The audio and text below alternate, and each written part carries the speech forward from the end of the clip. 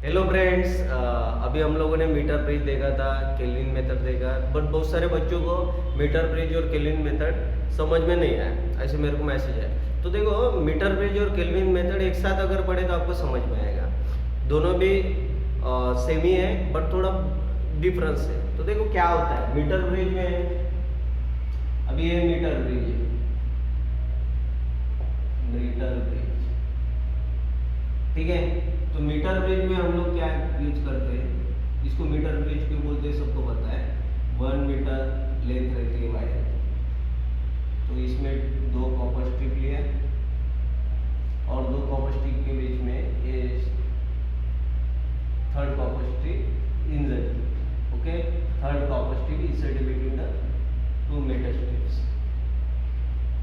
ये C1 है और ये C2 है। C1 और C2 के बीच में third copper strip insert. This wire AC, this is wire AC fix on the board, okay. और ये battery of EMAB PK and sometimes rheostat is also,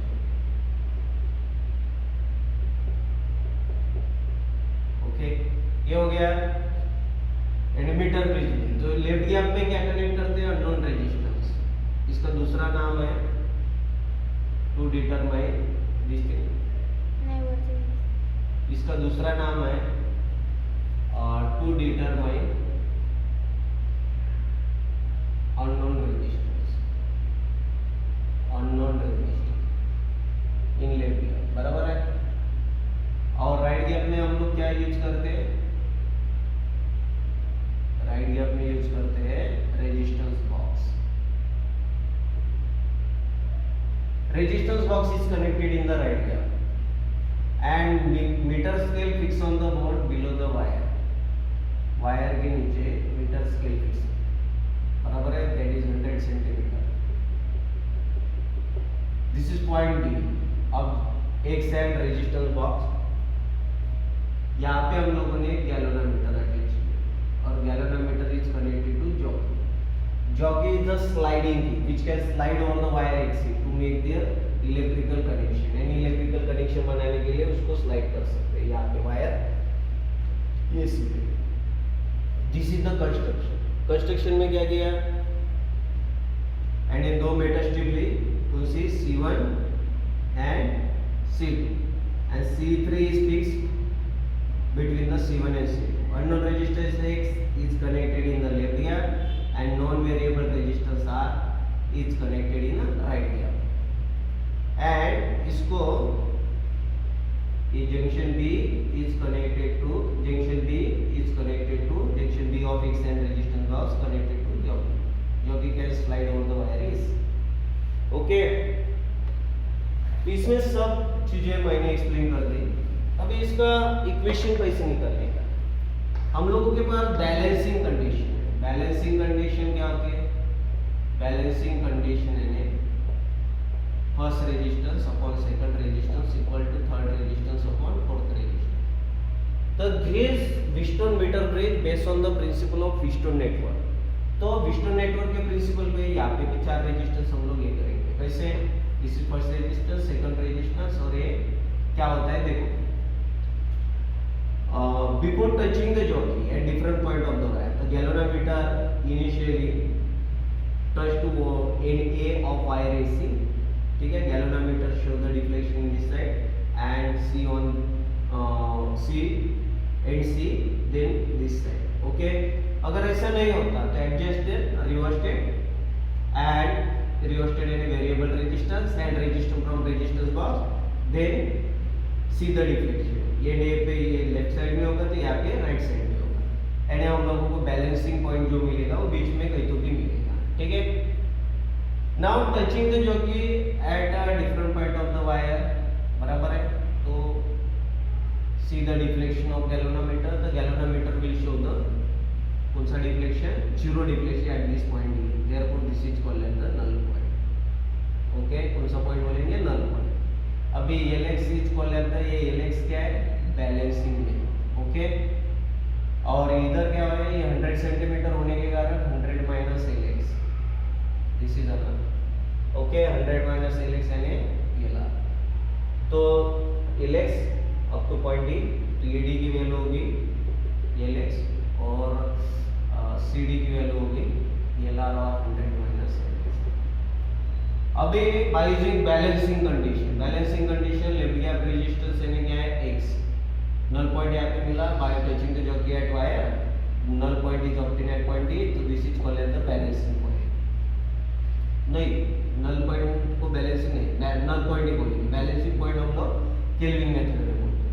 and zero deflection ये point पे बताएगा, galvanometer show the zero deflection at this point. Zero deflection बताने के बाद यानी touch करो जॉकी को ये वायर पे या फिर ना करो तो भी गैल्वेनोमीटर जीरो डिफ्लेक्शन बताएगा, तो this is called as the null deflection. Okay, और ये नल पॉइंट होगा।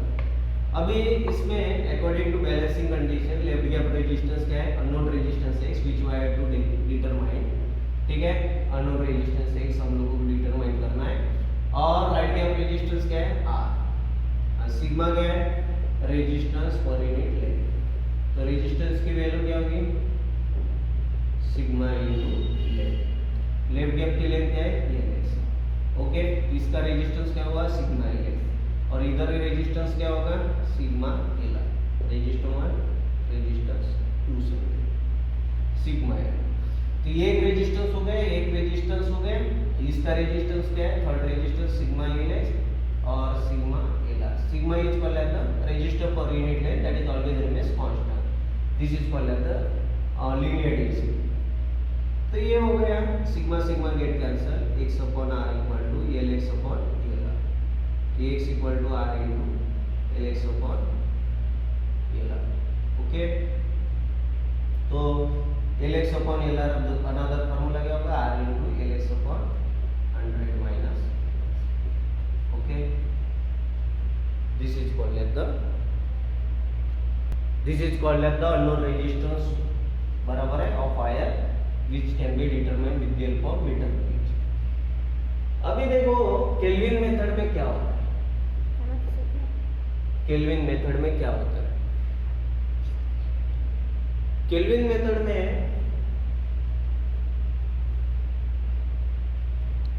केल्विन मेथड में क्या होता है, तो केल्विन मेथड में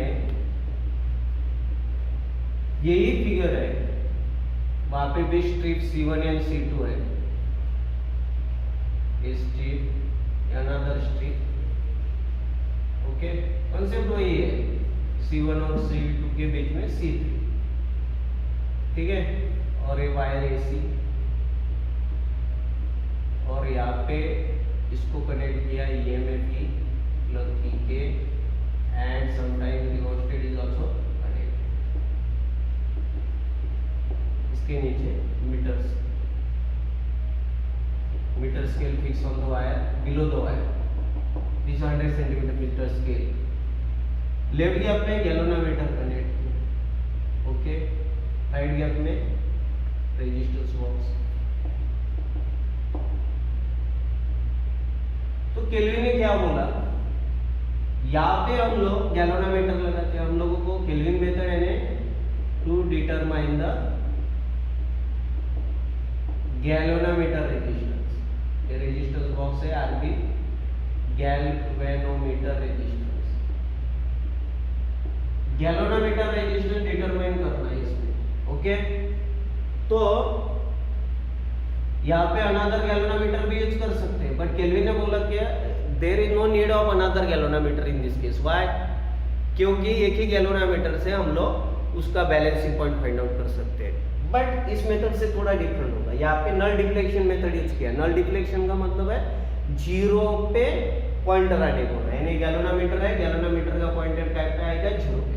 बट बैलेंसिंग कंडीशन में वैसे नहीं होता, दैट इज बैलेंसिंग पॉइंट। यहाँ पे भी हम लोग जॉकी को ये बी पॉइंट अटैच करेंगे, बट यहाँ पे अनदर गैल्वेनोमीटर नहीं लिया, ठीक है, this is balancing. Now touching the jockey at different point of the wire, तो बिफोर टचिंग द जॉकी हम लोगों को जो पॉइंट मिलेगा, समझो यहाँ पे 5 डिवीजन है, 10 डिवीजन, 0, तो गैल्वेनोमीटर में सेंटर में रहता है, यहाँ पे भी 5 और 10 है, तो ये 5 पे पहले डिफ्लेक्शन बताएगा समझो, और टच करने के बाद भी 5 पे बताएगा। तो जिस पॉइंट पे टच करने के बाद पॉइंट पे 5वें डिवीजन बताएगा, 5 डिवीजन आएगा बिफोर टचिंग आफ्टर टचिंग, तो हो गया हमारा बैलेंसिंग पॉइंट। यहाँ पे वैसे नहीं था, कहाँ पे मीटर ब्रिज में, मीटर ब्रिज में हम लोग क्या लेते थे, मीटर ब्रिज में हम लोग लेते थे नल डिफ्लेक्शन पॉइंट, यानी जीरो आने को ही होना, ठीक है। यहाँ पे जीरो आने की जरूरत नहीं है, balancing point before touching and after touching ध्यान में रखना है, ठीक है। एक बार ये हो गया तो बाय यूजिंग बैलेंसिंग कंडीशन इसका रेजिस्टेंस लेफ्ट गया, गैल्वेनोमीटर रेजिस्टेंस क्या है, गैल्वेनोमीटर रेजिस्टेंस है capital G, okay. Left gap resistance upon right gap resistance, यही कंडीशन है। इसकी लेंथ होगी ये, गैल्वेनोमीटर के लिए G लेते हैं, ये होगा LR, और LR यानी क्या होता है 100 माइनस L, तो ये होगा LG upon LR, G upon R equal to LG upon 100 minus L। In this way we can determine the galvanometer resistance, क्या determine कर सकते हैं galvanometer resistance। तो this is called as the Kelvin method, यानी Kelvin method में हम लोग galvanometer resistance determine करते हैं, यहाँ पे unknown resistance, बट यहाँ पे बैलेंसिंग पॉइंट की कंडीशन है, यहाँ पे null deflection point है। This is the difference between both of these, okay।